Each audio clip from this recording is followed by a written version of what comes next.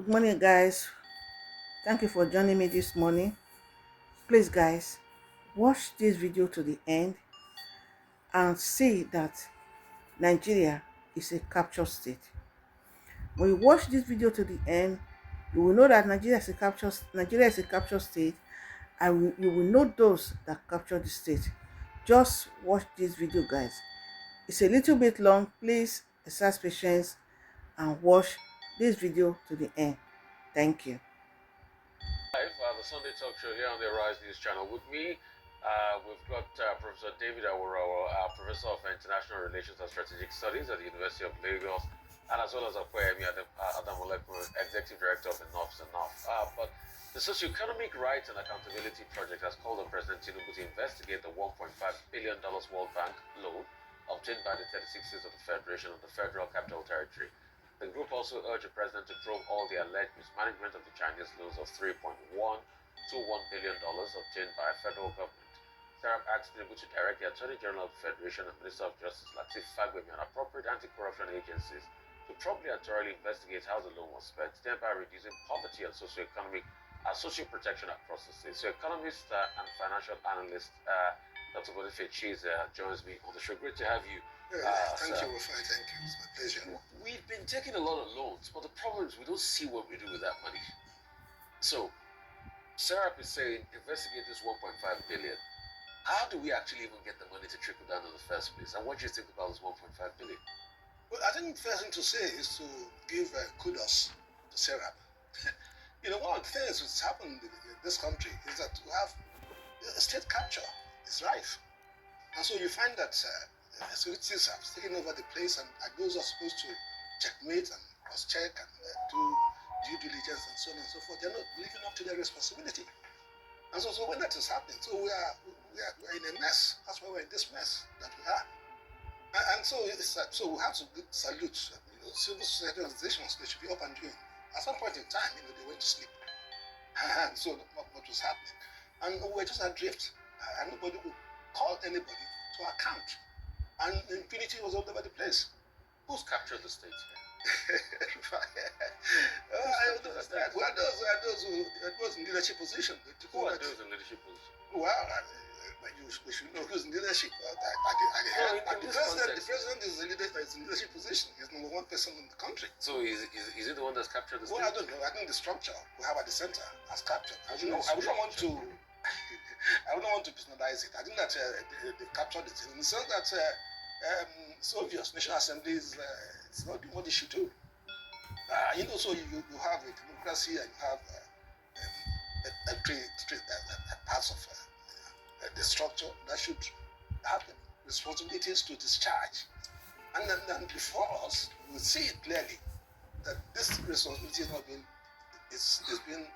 not being discharged. So we're not doing what we're supposed to do. And there were reasons for putting those checks and balances to make sure that nobody goes to sleep. Nobody thinks that they could do whatever they wanted to do, and that nobody was going to ask any questions. And when you not throw back the fact that even the elections, also there's no accountability. So people vote and then the votes don't count, and people get to power. They don't feel that they're beholden to the electorate. So they believe that so impunity is right. So you could do anything. So are these structures more powerful than the people? Well, I think that's exactly what it is. We manage. That's why we talked about state capture. So so people are taking over the structures and personalized structures, and so the structures are not doing what they're supposed to do. Yeah, so structures and people. The people that operate the structure. So if people compromise, so they don't do what they're supposed to do. So the structure on its own cannot act. Okay, so the president, and this will also segue me into another thing I want to ask. If Seraph is talking about this 1.5 billion, the president also talked about recently about another 570 billion, that has been pushed out to the states. And the states are saying, we didn't see any money. It was supposed to be COVID-19 money. These monies are not free. They are loans. We didn't see any money. No, who is telling us the truth? Who is telling us a lie? Or is this the state that has captured both the governors and the president? I shouldn't have thought so. I think that we should have there's a body in this country, institutional leaders should have responsibility to monitor and ensure that the debts are well procured in the first place and they are utilized for the purposes they're supposed to utilize. We have a Fiscal Responsibility Act. This is exactly what national debts and foreign debts should be used for. It's clear, they should be used for capital projects and for human capacity development. Now, is that being done? I think that's a challenge. And so you go to the states, the people are taking money. The states are not supposed to borrow any money except they're cleared by the center. And so, but there's a whole place who are running riot. And when that is the case, it means that people are taking this money and we know what goes on in this country. So who do we even believe here? Well, I think the likes of them, Chief Governor Sheyi Makinde, that said, "Oh, we don't know what you're talking about as regards this money," or the president, because if the president can announce, "We've put some money out there for the states, go meet the state governors." In fact, a couple of times in the papers, they've released how much they put forth for the states. And the governors had loggerheads, and all of these measures have been taken since the removal of subsidy and floating the naira has not trickled down to the people. Yeah, again, I think it's the same thing.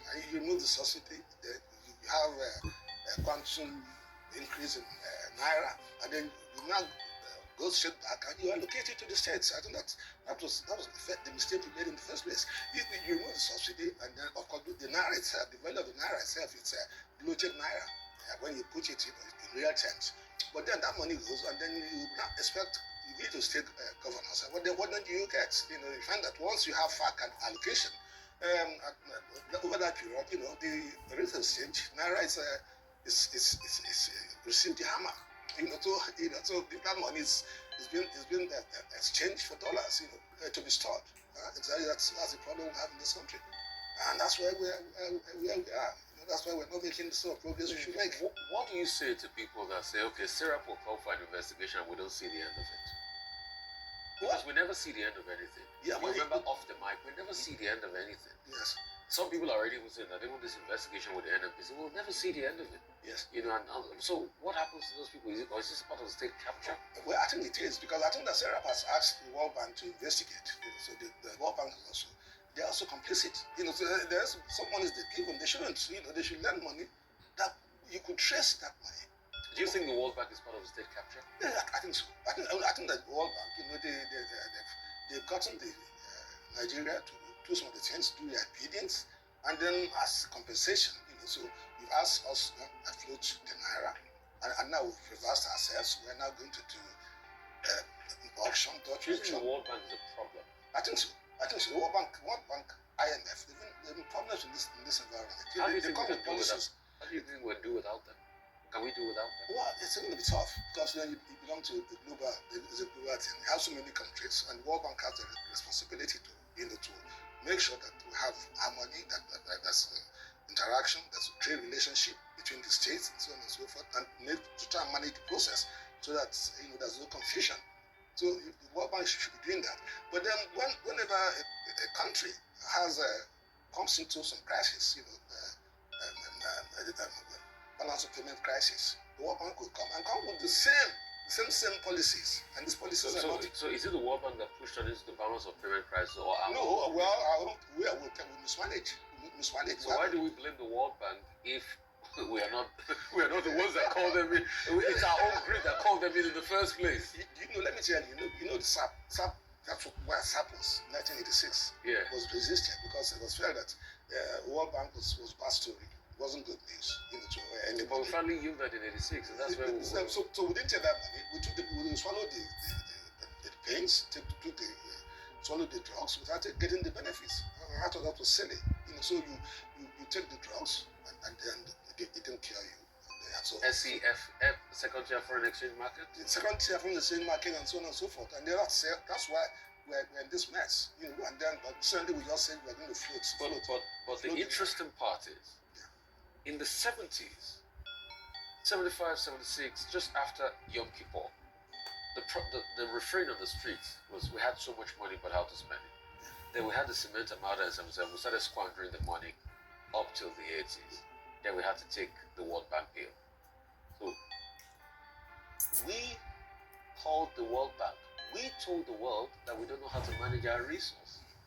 So how do we blame the World Bank where we ourselves are the problem? Yes, we had the problem in the sense that we mismanage our resources. So we have allowed desk stock balloon, and then we got ourselves in a situation where Nigeria wasn't attractive. We were not able to attract foreign loans again because then we were overborrowed and we were in default. We were not servicing our loans. And Mukunji Wala came and then got us a reprieve.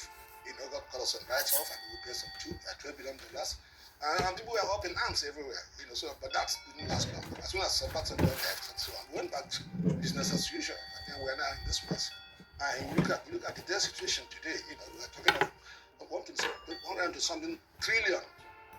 Yes, it's a lot of money, So within the last 3 months, the debt stock has increased by 20 something trillion. What have we done with it? So I know we have crisis. We have trying to manage the exchange rate that is like bottomless in terms of its rates, and we're putting some money there. And we're also spending lots of money in financial payment support, which really, if you take our Fiscal Responsibility Act, is not where we should be going. We're supposed, like I said earlier on, we're supposed to borrow money and put in capital projects. And put it in projects where we would have a chance of getting some revenues that would help us, to service those debts. But when you take this money as it were and put it into consumption, you are compounding the situation. But haven't we breached out already? At the start of this administration, we said boldly, we're not going to touch ways and means again. Yes. But today we're trying to up it now by 10%, from 5% to 10%. 10%. So, but we said we're not going to touch it again, and we're still trying to balance some ways and means and encumbrances we have hitherto. Yes. So are we learning? Do you think we've learned anything? Well, I think that, like I said earlier on, until you get back accountability to governance, if you don't do that, if you look at what is happening, look at what's happening at the center, you look at the way people have been appointed, you look at the size. No, the biggest cabinet ever. Cabinet, yes, 48. We're supposed to have maximum 36, we have 38. And you look at the caliber of people that have been appointed. So if you try to become a governor and you failed, to the next step was to become a minister. So the whole process became, a settlement scheme. So people play some political roles and so on and so forth, and they never talked about people have any expertise, to bring them into governance. And so you don't have that. So you put people even in areas, that's supposed to be technical in nature. You find characters there. That's you have some doubts. They've not come with any certified, qualifications that proven. Say this is what he's done before, and so it's going to do this job there. So you find that it's all modeling through, and there's confusion all over the place. He says we should give him more time. That's what people around him are signaling. Do you think if you give him 4 years, he'll turn around the economy? But the crisis we have today, Rufai, it has no slack of time. But people are starving, people are dying. You see what's happening in Kano? You see, the crisis is much more in the north. They say food prices are coming down. Well, that's what I'm told. I just left the radio station, so I hear it's coming down. But we shouldn't be in this crisis. One of the things we should focus is that here, the land area between Niger State and Zamfara is enough for us to go into massive. They said they are cultivating 10 million hectares. Now. Yes. Okay, so that's what the president said. Okay, so we should begin to do that. Because we cannot get out of this crisis. Look, we are dependent on revenue from petroleum. The future revenue has the mortgage. We've taken loans, we pledge the revenue. One of the crisis problems you have, with getting supplies to Dangote is that, so you have your IOCs, so with this contractual, they have a share. We have 49, they have 51. And that's contractual, so they have to take it. And we are trying to dictate to them, what they have to do. And some don't have to do, because and this is why you go to the oil sector. I find that investing in the future will have issues, because the people are not investing. The people are even living onshore and going offshore and so on and so forth. So those are some crises we have to contend with. What do you think about the subsidy? You think it's been pulled out? Subsidy has been pulled out long ago. I have people asking questions and I shake my head. Let me tell you, as soon as the president came here and said subsidy was gone and there were no plan put in place and so on and so forth, and then the thing went. And a few months later, the prices were shooting up and the crisis was hotting up. And I remember the president's wife, First Lady, going to of Kano. And then Camera was telling her that there's hunger in the land. And I read a story, as a story of a family of 4 in Kano. I read in the papers, I hope it's correct, that they got so tired they couldn't find how to feed themselves, and they just put boiled hot water, put salt in the hot water, drank it, and the next day they all died. That this happened. It was underreported, and this was months ago. And immediately I saw that, I said, this crisis. This is going to be the crisis. So if you say subsidy has been removed, so there was a document recently that the federal government released and they pulled back about a stabilization plan for the economy of some sort. And what happened in it was there was an item that says subsidy was still being paid. Yes, so that's what I'm saying. We were saying paying subsidies. If subsidies were allowed this thing to do today, we still get fuel at 720, 750, and so on. You could have much more. And what we are saying now, what's happened now, has happened much earlier. And I think the president saw that and put a cap. He put a cap on fuel price. And automatically that cap went, the fuel price couldn't have been where it is today. Well, I just bought fuel price yesterday. I think it was about 600 something naira to a liter. It couldn't have been there this long because there's no basis. You take the rate of exchange, the thing has been we've been able to agree that they're still paying subsidies. Yes, for a long time. At this part. Yeah, no, it's gone on for a long time. It's just that despite the fact that they say they pulled out subsidies. No, they were paying subsidies. They were paying subsidies. They were paying subsidies, but they want to be correct. They sign, the way to look. We've been able to agree that they're still paying subsidies as we speak. Yes. That's increasing also our financial obligation. Yes. Also, when you look at it, the floating of the naira, which they are back to defending now as we speak. Yes. So would you say those two policies were well thought out in the first place? No, they weren't. As some of us economists, we told them that actually do not float the naira because there's no market for dollar in the economy. Who said so? Some of these economists, they tell you they float it and they will not find the space and money is going to flow in and so on and so forth. You don't do that. And we've tried it before. And we did that. And what some of us said exactly happened. And they got a stage when the naira was going to 2,000, almost going to 2,000. And not only that, there was uncertainty for those economic agents. You can't manage, you're a businessman, you can't manage uncertainty. So they couldn't predict what's happening to the prices. And so even where they got the thing, they made over provision. And that exacerbated the inflationary pressure. Yeah, so they made over provision. And that was even worse because then if you're a businessman and you've done one round of business and you have your products and you're going to sell your products and then you don't know what the rates will be next time around, how are you going to manage? So those policies to you were ill thought out? Completely ill thought out. And you think this administration has got the capacity to fix it? But they have to learn by force. Do you think they're learning? Yes, they're learning. They're learning, and that's why you find that. How do you think they're learning after this another supplementary budget and the willingness to still spend on expenditures like the jets they've been talking about and other things and what a lot of Nigeria calls frivolous expenditure? Do you think that's learning? Well, they have to learn because what is happening at Central Bank today is they've gotten the message, and like you said, retail Dutch auction, it's a managed float. So people are going to bid, and at some point in time, money gets exhausted, and that becomes the prevailing rate. Do you think the managed float was even the best way to go in the first place? Yes, that's exactly one of those things that the former regime, in spite of all their shortcomings and deficiencies and the fact that the courts do this mess, one of the things that they did, which I thought we should have continued doing, was managed float. Because you see, recently, the Minister of Information and his team were, at the headquarters of this day. And one of the things, that was pointed out by President Bukoba was that after the float, they could have gotten the arsenal to even be able to defend. I mean, look at the case of Ethiopia, for instance. Ethiopia too did exactly what they've taken the peel, the poisonous peel, some people will call it, or the haircut peel by the World Bank. And now they also have floated the birr, the Ethiopian currency. But they're also giving them some money. So some are saying we would have also gotten money by the side to be able to defend. I thought you had some money, but that's I think it's something that is very difficult to do. If you don't have productivity, you're not earning some dollars yourself. One of the things that the Governor Central Bank did initially was when he started hiking interest rates. and he attracted portfolio investors. But he had inflation to deal with too. Yes, inflation. Yes. So you cannot eat your cake and have it. Yeah.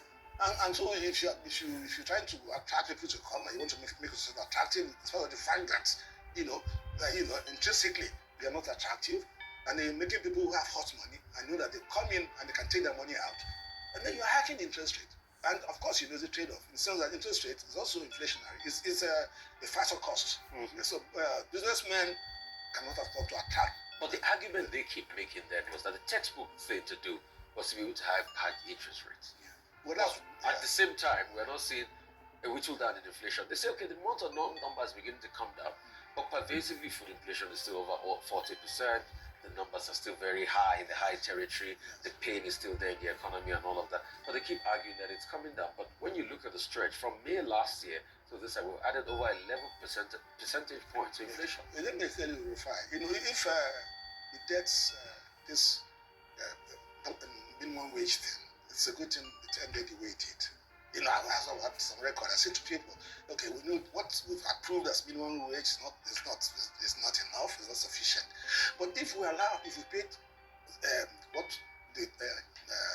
the organized labor wanted, we'll be in real mess. Because it will stoke up inflation, and that money they're going to get, it's going to be worth less money. And so the focus for us as a country today will be to target inflation and bring it down. How do you think we can bring inflation down? Well, I think we're going in that direction. If we can manage the exchange rates and force it down, and then that is some. How do you force it down? Defend it down? Well, yes. There are trade-offs. There are problems. So do you hazard a guess we should fight with our reserves? Like we started fighting in February with our reserves, because the exchange rate went up to 1,900, in fact, touching up to 2,000 in February. Then we fought it back to about 1,100 with our reserves. Yes. Do you think we should fight that fight again? Yes. That cost us close to 1.1 billion. Yes, I think so. You think we've got the money? Yes, we'll have to find the money. I don't know how we're going to do it, because we're not in a safe place in terms of our states, our debt profile, and we have a situation whereby our debt sustainability is not something that we should discuss. If you are told that revenue, you spend 100% of your revenue, if you have to service your debt, then that tells you the entire story. Now, so that's where we are. And so there's a crisis, but then you've got to try and manage it. What the other regime did, it has crisis, but they tried to manage it. So that's why they didn't remove subsidy until they were just about to go. And that's why nobody was able to remove subsidy, in spite of the fact that we know that subsidy payment was money that was not profitably utilized. It was money that was being hijacked. So it made it possible for us to set people to smuggle our products across the border. I'd like to ask you this. Yes. I asked you a question earlier that we learn. Obviously we don't. Why is it that we make the same mistakes? When Buhari came in 2015, this was the exact thing he did. He said, let's float. A lot of people advocated for a float. Then we floated. Then the Naira was going to about 500 to the dollar then, from a little over 200. Then we had to go borrow some money. Yes. We retraced our steps. And we fought it back to about 300. Balance around 360. Then increments went on for the 8 years. Yes. But in this regard too, we've done the same thing. We've seen the problem. We've lost over 100% of our value. While some people were saying the Naira is going to find its true value at around 600-700 Naira, it never worked out. Yes. So in 2 cycles, 8 years cycle, we make the same mistake all over again. Is it that there are no better heads as regards what we can deploy in the economy? Because all we've done since '86 has been between a Dutch auction system, a managed float system. We go to free float sometimes when we have the allowance, we come back. But everything has been dependent on how much dollars we're getting from crude oil, which is not even sustainable in the end. Yes, but then it all comes up with the fact that we are not doing what we're supposed to do. So we are delinquent.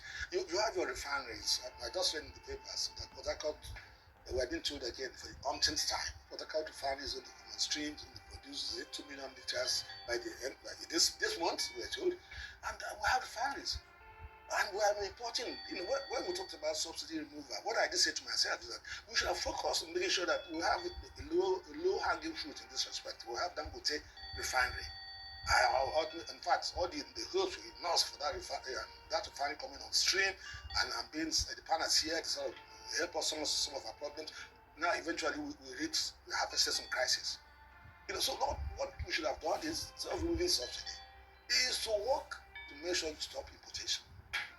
Crude importation. That's the way to go. And so you have your refineries. You have 4 refineries in this country, and we have overheads. We pay overheads, and they are not producing a drop of refined product. So how do you run a country like that? But the way we stop it is to stop importation, but people will not allow Dangote breathe. Yes. He can't get products based on the agreement locally. So do you really think this structures, like you said initially in this conversation, do you really think they want the Dangote refinery to work? Well, don't you think we're so acclimatized to importation? Have we really gotten to the end of what happened in Malta, where all of a sudden Malta, that didn't have a lot of trade with us, in the space of last year now to now, it's just grown so much, topping about 2% of our trade? I think that what's happening is, what's come out clearly is that you have conflicts of interest in the system. I mean, when Dangote came... Who are these people? Well, That is so powerful to mention. Those who are supposed to be driving the process, I also have an interest that runs counter, to what we should have. And then you have is like those who are trying to catch the thief, are those stealing the money. So how are you going to catch the thief? So you have conflicts of interest. So if you're going to start producing, and I'm also trying to import, and I'm getting from it, then how do you expect me to? So these special interests are more important than the suffering Nigerian people. Well, that's what it's what is becoming, and that's why we need to make sure we get a good governance back to the system. That's why we need to make sure that we have to clean up the electoral process, so that the elections will count, so that the people will vote and it will count. Unless we begin to do that, then this crisis will continue. People must come there and know that for them to continue, they have to deliver. They have to leave some legacies. So you don't just come and then you serve your time and you feel that whatever happens, nobody's going to do anything. And what that does is you have impunity running all over the place, and that's exactly what the crisis we have. And so I find that you're appointing people, you don't care whom you appoint, and so on. If you really mean to have the job done, just talk about the quality, the caliber of people who are appointed. As I read the papers, my 11 of the ministers, 9 who failed the elections to be governors. I don't want to go to the other way about those who are with EFCC and so on and so forth. So more than almost 80% of them have cases with EFCC. So how do you not begin to run the country? Speaking of legacies, in terms of economic legacies, what legacies do you think this administration is building for it? Well, I think that that's what should worry them. I think that if I'm in governance today, I should be concerned. I want to leave this place and for people to look back and say, yes, during your time, you did this. So you got an improvement, you got us a power supply, and so you steady it and so on and so forth. But instead, we were just doing things, and I don't know. So you go and increase tariffs, band A, band so on. And companies were folding up because they couldn't pay the tariffs. They couldn't, so they were folding up. So how do you run something like that? So you are taking on policies, and those policies, you're not factoring in the fact that at the end of the day, governance is about the welfare and well-being of the people. And so you are not doing that. And then so you are just bringing policies and introducing them, and then you are trying to sound martial. So I've done this, nobody was able to do it. So we're going to... Do you think those policies are properly thought out? That's what they weren't. And then you have to situate them. You don't have crisis. You have unemployment. Youth unemployment is over 40%. Misery index in the land is something else. And then so when you want to take policies, you should be saying to yourself, how are people going to take this? How is it going to impact on the people? How is it going to impact on their welfare? So how is that going to give us peace? And so you see what is happening in the land. We are talking about those in the East not being involved. They are used to it, so for them it's nothing new. They're not dependent on government. So so they are easily entertaining themselves and looking at the rest of us. Why we are prompting them to come in and say that Igbos must go. Let's talk about ethnic nationalism and economy. All of this, when you check the trend all over the world, always starts because of a downtime in the economy. What do you think about the one you're hearing now? Yes, well, it's happening everywhere. It's happening also in Britain. I don't know if you follow that. Yeah. So they say that Nigerians should go to. Black should go, Indians should go. What is happening once you have an economy and the economy is not performing well. And at some point in time, you brought some people because you had jobs, and your people went either they didn't like those jobs or they just didn't think those jobs were suitable for them. So you brought some people to do these jobs. So they serve the useful purpose. So you use them. And now, so there's downtown, so there's hardship. Everybody is now feeling the pain. And so the next thing to do is to look for scapegoats. Yeah, so you look for scapegoats. And so you say, oh, these people that have come here, they've taken our jobs and so on and so on. Those jobs were there in the first place, and you didn't take them. And you went out of the way to go and bring them to assist you to do those jobs. And they've come and they've left their places and they've come to live in here. And it's an unfair situation for you to not turn around and say they must go. But what's happening is that those authorities are not those saying this. Those are saying it are those who are marginalized, those who are feeling the heat. So you think the Igbos are being used as scapegoats? No, the Igbos are not being used as scapegoats. The Igbos situation in Nigeria is a follow-up from the last election. So anybody expecting that? What do you mean it's follow-up? Nobody expected that P2B was going to do as well as he did. Was it a crime that he did as well as he did? Well, it shouldn't be, but it became a crime. I mean, so people were jolted. So what people were jolted? How did it become a crime that somebody had an aspiration and he did well in an election? He didn't win. Yes, he didn't win, but they stopped him from winning. Who stopped him from winning? Rufai asked him. I'm just asking. You said, what do you mean by they stopped him from winning? Who stopped him from winning? Well, they snatched the thing and ran with it. Who snatched the thing and ran with it? Who snatched it and ran with it? I'm sure you know. I don't know. That's why I'm asking the questions here. Who snatched it and ran with it? Well, let me leave that before I have some issues myself. So why are you leaving that? I mean, you said it snapped your thing and they ran with it. You can see video that says if you want to win it, nobody gives you election or a platter of gold. So so you grab it, you snatch it. It's not grabbed, Alaka. Explain to me why it's become a problem that he came third in the elections. Well, first of all, I think it was clear to those who were in charge that he did much better.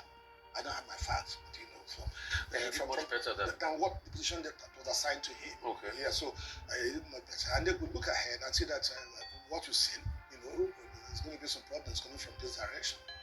And so, it's like trying to see how we can checkmate and make sure we stop this. So who are these people that say they're trying to checkmate him? The owners of the land. Who are the owners of this land? You're laughing. The owners of this land. I mean, I thought the people own the land. Yeah, that should be the case. But, so we talk of indigenous and so on and so forth. I just watch television and tell indigenous people of the Yoruba and so on, they're doing things. I think that we need to be very careful so that we don't go that way because it would cause a crisis which nobody's going to be able to handle. So you're saying all of this narrative as regards Igbophobia is related to the last election? Yes, but it wasn't there before. It's obvious. No, but there was always a conversation around Igbo presidency and the rights of Igbo people and all. Yeah, but then nobody thought it was going to come the way it happened. And then I think people underestimated, so what was going to happen. And then when the storm came and they saw it, and they had to be one in Lagos for crying out loud. So, in Lagos, and nobody ever thought that was possible. And so you can see that why today that the Igbos must go. So where are they going to? People that lived here for so many years, they built houses here, they continued building of this place. This is a national capital. And then where are they going to? So we better find a way. I think that I learned that the patriots asked the president to revisit our constitution. I think we better be doing that, so that we need to restructure this country. But it's been a conversation we've had for a long while. Restructure. What does restructure mean? Even the APC came in on the restructure mantra and all of that. What does it mean? I mean, this restructure, is it economic restructure? Is it political restructuring? How is it going to function in a system like this? Essentially, what it means is that you have a federation. You better have a federation. What you have is a unitary system of government in place of federation. So that's you don't want the center to be too powerful. Yes, we don't want the center. We want the component units, to be free, to develop at their own pace. But that also had its own problems. Well, it might have, but if you look at we have wet here in the southwest. Yeah, if you look at Czechoslovakia, if you look at Yugoslavia, if you look at South Sudan, it's the same thing that led to the break of those places. But it fell apart after Tito left. Yes, because they were not fully. They were doing what we are doing now. If you go to Canada, so you have Quebec region where you speak French, there you speak English, and you do whatever the way it comes to you, and then you are allowed. You are allowed to run your life the way it should be done, and that's federation. I think in America it's something they have. So the government is so powerful, it takes care of the states and so on and so forth. That's what we should have in Nigeria. But when you now put everything at the center, you have contestation for things at the center. You give these same governors, you complain about corruption every time, so much power.